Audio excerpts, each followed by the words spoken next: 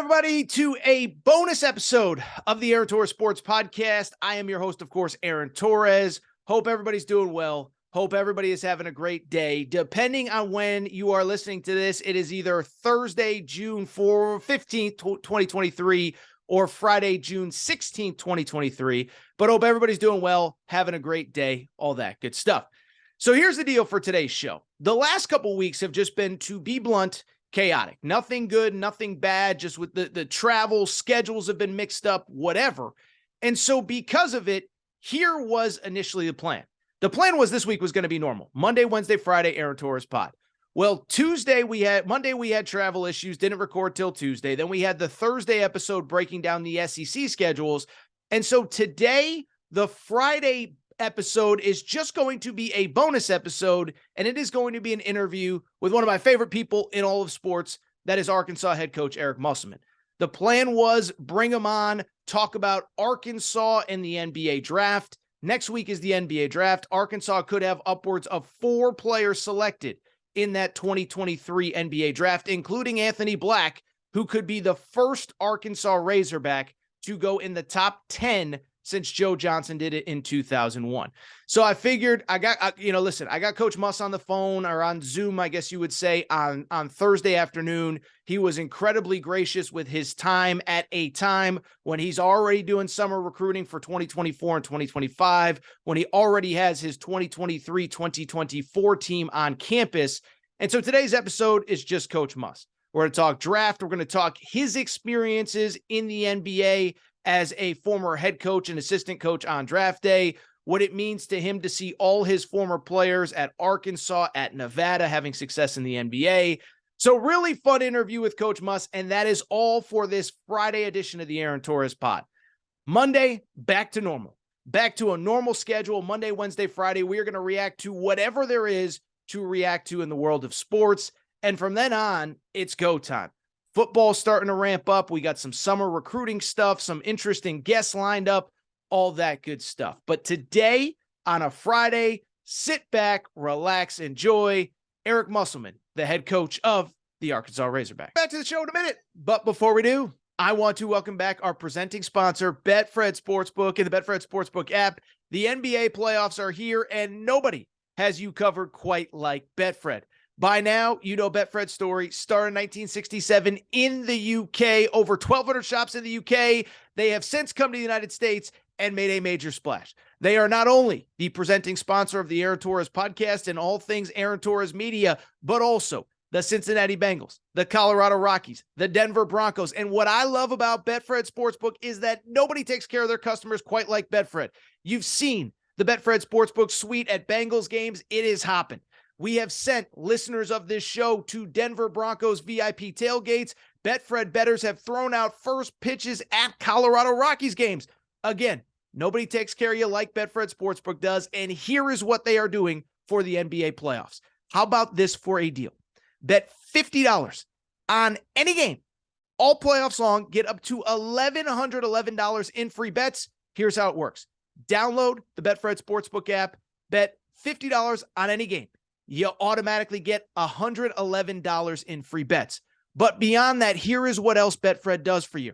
They're going to give you up to $200 in insurance for the first 5 weeks that you're a Betfred customer. So maybe you make a bad pick. We all do. We've all been there. Trust me. You followed my picks in March Madness. It happens. So you bet 200, doesn't work out. Get 200 insurance for the first 5 weeks that you are a Betfred customer, equating up to $1,111 in free bets thanks to Betfred. Again, nobody takes care of you like Betfred does. Love working with them. They are the presenting sponsor of the Aaron Torres pod. Tell them Torres sent you. Download the Betfred Sportsbook app right now. All right, joining me via Zoom, old friend, excellent, obviously it goes without saying, excellent basketball coach, head coach, University of Arkansas. And listen, I know everybody wants to talk about 2023, 2024, but we'll put a bow on 2022, 2023 on draft night here in a couple days. Eric Musselman joining me. Coach, how you doing today? I'm doing great, Aaron. Thanks so much for having me on. Well, I'm excited as always to catch up with you. I was thinking about this. You obviously we've talked a million times about your background and everything that you've done. So you've obviously been on the side of, I'm evaluating an Anthony Black or Ricky Council or whomever.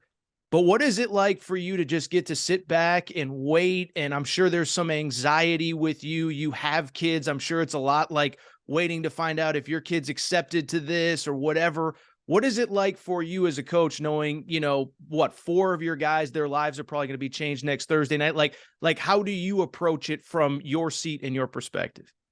I mean, it's really exciting. First of all, to have 2 players invited to the green room is really, really special. It'll be my first time going to New York City, actually Brooklyn, to attend the draft. And Danielle, my wife, she's going to go. Michael Musselman will also go. We're still deciding if other staff members will go or stay back with our current team. There'll be, a party that our players that are currently on the roster will watch the draft together. So I mean, draft night's going to be really special. It always is. If you have a player drafted, and we've been fortunate with Isaiah Joe getting drafted, and been fortunate with Moses Moody and Jalen Williams. And so we've had some good draft nights since we've been at Arkansas, but we're very, very hopeful that this draft is going to be a historic night for a really, really great basketball program, because Arkansas has produced a lot of pros. But we're hopeful that this year's draft is the best in program history, and we're excited about it. I mean, you're talking about 3 players that are so young and have so much upside, having just played their freshman year, and then obviously Ricky Council, who was a transfer, and so it's going to be a really, really great night for our program. How much, like, is there anything that I don't know how to phrase this, but like, I just feel like, I feel like you have to just be sitting back with anxiety like these kids are, right? Because I mean, obviously you have contacts in the NBA. I know you're talking to people all the time, explaining who an Anthony Black is, who a Ricky Council is, whatever. But at the end of the day, their fates are up to who got picked the spot before them and who traded into this spot. I guess it's probably a little too early to get into the jitters, but I mean, is that how you feel on a draft night, even in previous years when there's a Moses Moody and Isaiah Joe, somebody like that? I mean, I think so, because really, having been in the draft room, I have so many wild stories of what's happened in draft rooms, whether it's trade proposals, whether it's thinking about buying a second round pick. I mean, the stories are endless in the time that I was in those draft rooms. And I was really fortunate to be around some general managers that really allowed me to maybe do more than a coach, because I had a great passion for evaluating and wanting to be a part of the draft. And Pete Babcock is really interesting. When I worked for the Hawks, Pete Babcock was a general manager, and he called us all in, all the coaches, and he said, "Hey, here's the deal. If you're willing to be in the office from 7 a.m. till 7 p.m, when all of our scouts are, you can participate in the draft and give your opinion. If you're not willing to put that time in leading up to the draft, then you won't have a voice in the draft and you won't have a say, and you can go down there and put the guys through their 6-man workouts, but you're not going to be part of our draft meetings." And so been around so many great GMs, John Gabriel with the Orlando Magic. He had an open door policy, and then when you're assigned to be, hey, you're the second guy or you're the third guy when a trade proposal comes up, to actually be the guy picking up the phone, Okay. And listening to a proposal, and then you've got to relay that on to a general manager. And so to say that what's going to happen on draft night, that's not the case, because even in a draft room, there's so many things flying around. And Jerry West, another guy that phenomenal in a draft room with preparation. So I have a pretty good feel, for a couple guys, and then two other guys. I really have no idea where they're going to land. But there has been some couple general managers in this year's draft that I feel like, I'm on speed dial with them right now. And then, like I said, there's others that we're just talking to, regional scouts, or we're talking to, maybe some guys that are in organizations with an NBA team, but not the decision maker. I think when you start having conversations with the decision maker, you have a pretty good feel and understanding on where a particular player could possibly land. So really quick to that story, how many weeks in advance did you have to come in from sun up to sundown so that you had a voice on draft night? That's a great question. I'm going to guess, AT, it was probably about a 4-week time frame from the time that either the NBA season ended, and then you start. All you got to do is look at a calendar of a non-playoff team, and take that calendar where you get about 4 or 5 days off, and then you jump into draft preparation. And again, I feel so lucky to be around so many great general managers. Gary St. Jean with the Warriors when I was a head coach, and Jeff Petrie when I was a head coach with the Kings. And it's interesting because each draft room was completely and utterly different with what voices were allowed to talk, how many people were actually giving input and feedback, and then how things change randomly with one pick that's off the wall, and now you're readjusting.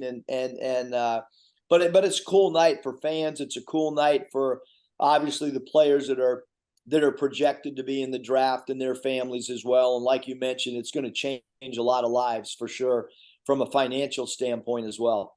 So Anthony Black, I was looking it up this morning before we got on. I believe, if my stat is correct, could be the first top 10 Hogs since Joe Johnson, I think was the stat that I saw, 2001. Again, none of us know, maybe but what, we all watched him. I was amazed, as a freshman, you guys kind of really put the ball in his hands and said, go win us games, go make us plays. What can you tell us that didn't get a chance to work with Anthony every day? Well, he is a special player at his size. He's a really great teammate. He shares the basketball. He's not selfish offensively, and he's not selfish defensively. He's a guy that can guard multiple positions. Had a great attitude, and as the season progressed, Anthony was a guy that we relied on in huddles to give feedback on things that he was seeing. Maybe he wanted to change pick and roll coverages, maybe the way we chased shooters off single and double screens. So really, really high basketball IQ as well, and a guy that is going to be able to go into an NBA franchise, not only impact on the floor, but he's also going to impact the locker room in a positive way. And then I think from a community standpoint, the marketing department with whatever NBA team drafts him is going to be able to use Anthony from a marketing standpoint. And he does have the personality to kind of be a face of a franchise as well. So, dumb question. I know he was a really high level football player late into his high school day. So I don't want to say he's new to basketball, because that's not the right, but he hasn't been solely focused on basketball as long as a lot of these guys in this draft, right? There's no question, because he was a two-sport athlete, and even before that, he played some soccer when he was younger, and so yeah, he's a little bit different, has a little bit more unique path than maybe some other guys that are in this draft, but has a lot of interest for sure. In this draft with teams that are picking fairly high, I can tell you that. Yeah, no, I look at it as, we talk about all these guys are mostly drafted on upside, but I sit there and say, if you're playing football and you're dedicating 5-6 months a year to football into your junior year of high school, when some guys are specializing in 4th, 5th, 6th grade, it's a different deal. So, how about Nick Smith? Because obviously it goes without saying again, like we as fans, we only got a tip of the iceberg from him. I got to see him in high school, and I know why he was the number one player in America. And I know you guys know why he was the number one player in America, but I think the average fan tuning into draft night just didn't get to see the full Nick Smith experience. So as somebody who's known him for years, has evaluated him for years, got to know him behind the scenes, like, let me even ask you this, like, what percentage of Nick Smith did we see last year? Because I feel like it was kind of a tiny, tiny, tiny percentage. Yeah, I mean, it's if you have an early draft pick, I mean, you've really got to evaluate maybe the individual workouts. I know the agent workout that happens for their pro day. You really have to put a lot of stock in that, because in reality, Nick Smith was he got hurt in our European tour. And he got hurt in our fourth game, which was our last game, and he was playing unbelievable before that. Yeah.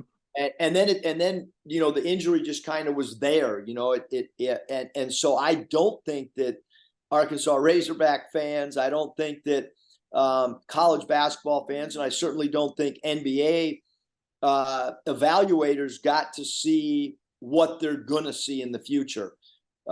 Nick is a guy that can be a combo guard. He can play the one, he can play the two. He's on skates with the basketball. He's got a bag off the dribble that he can beat people with. He's an incredible shooter, whether it's spotting up shots or creating off the bounce. There's not a lot of guys that can create off the bounce from the 3-point line. Nick can certainly do that.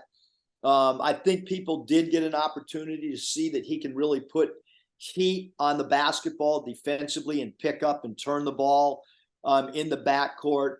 But he was in a tough situation. It was a team that was winning. It was a team that had kind of formed semi-identities on how the team was going to play. Individual players had kind of formed roles. And so Nick coming in and out of the lineup, especially for a freshman, that's a really, really hard adjustment.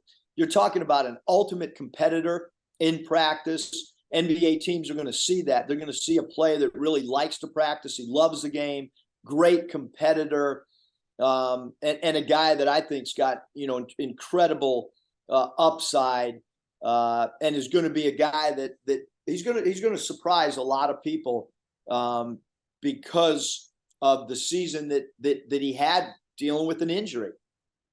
So I was thinking about this, watching these NBA playoffs. Everybody talks about like coaching trees, like, this guy coached under Coach Muss, that guy coached under Coach Muss. You guys now have a pretty impressive like player tree that has been, either with you in Reno or in Fayetteville, with Caleb Martin making the NBA finals. Moses Moody, has already won an NBA title. Like, how cool, like, even just as a fan, I know we started with the how cool is it going to be for you on draft night, but as I know you love the sport of basketball and watching basketball, even when you're not coaching it, how cool is it for you to see these guys, one, thrive with you, but then thrive as you move on? Jalen Williams, I saw playing NBA playoff minutes with the Oklahoma City Thunder. And obviously, again, we got 3-4 more guys that are going to continue that trend next season. I mean, Aaron, it's unbelievable. I got an opportunity to go to Miami, and talk to Caleb before he shot pregame, and then after he shot. And then while he was shooting, I was with his brother, Cody, who plays for Charlotte. But I go back up in the stands, and I'm sitting, I look off to my left, and there's Cody and Caleb's mom, Jen, and then Jared, their stepdad, and Cody sitting up there, and their workout coach is on the other side.